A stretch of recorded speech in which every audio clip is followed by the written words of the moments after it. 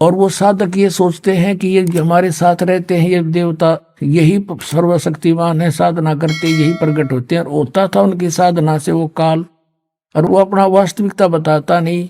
7वें अध्याय के गीता जी के 24 और 25 में कहा है कि मैं अपनी योग माया से छुपा रहता हूं, ये मेरा अटल गठिया अनुत्तम विधान है, मैं कभी किसी के समक्ष नहीं आता। इसने प्रतिज्ञा कर रखी है, परमात्मा ने बता रखी है आपको, कबीर सागर में लिखा सारा कुछ, और वही इनमें प्रमाण है। अब उसमें यो अज्ञान के बीच में और के ज्ञान दिया उनको, देखिए ये है विद्वेश्वर संहिता संक्षिप्त शिव पुराण पृष्ठ 24 पे। ये है वो शिवलिंग, यानी सतम तेजों में सतम ब्रह्मा और विष्णु के बीच में खड़ा कर दिया।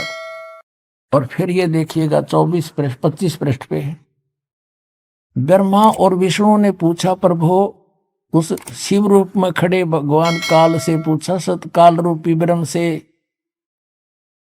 कि ब्रह्मा और विष्णु ने पूछा, प्रभु सृष्टि आदि 5 कर्तव्यों के लक्षण क्या हैं, यह हम दोनों को बताइए। भगवान शिव बोले, ये भी अनुवाद करता तो शिव कहेगा, था वो काल इनका पिता। मेरे कर्तव्य को समझना अत्यंत गहन है, तथापि मैं कृपा पूर्वक तुम्हें उनके विषय में बता रहा हूं। आगे देखो, अब 26 पृष्ठ पे कंसेप्ट क्लियर हो जाता है।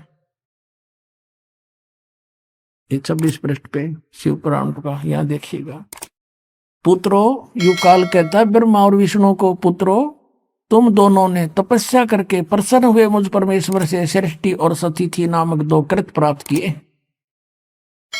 और ये दोनों तुम्हें बहुत प्रिय हैं। इसी प्रकार मेरी विभूति स्वरूप रुद्र और महेश्वर ने, ये ने है मैं नहीं है, 2 अन्य उत्तम कृत्य संहार और तिरोभाव मुझसे प्राप्त किए हैं। अब ये देखो, ब्रह्मा विष्णु महेश हो गए दोनों, ब्रह्मा और विष्णु, और 2 ये रुद्र और महेश्वर हो गए, और 5वां यू बोलनिया जो इनको पुत्र कह है, और परंतु अनुग्रह करते दूसरा कोई नहीं पा सकता। अनुग्रह यानी कृपा नहीं कर सकते तुम, कोई भी नहीं कर सकता, जो दिशा करेगा उसे भरना पड़ेगा। अब यहां फिर क्लियर हो जाता है कि ये काल है, ब्रह्म है, जिसने गीता बोली थी। इसी शिवपुराण के 26 पृष्ठ पे रुद्र संहिता के, यहां देखना पुण्यात्माओं कमाल कर रखा है। ये कहता कि मैंने पूर्व काल में अपने स्वरूप भूत मंत्र का उपदेश किया है,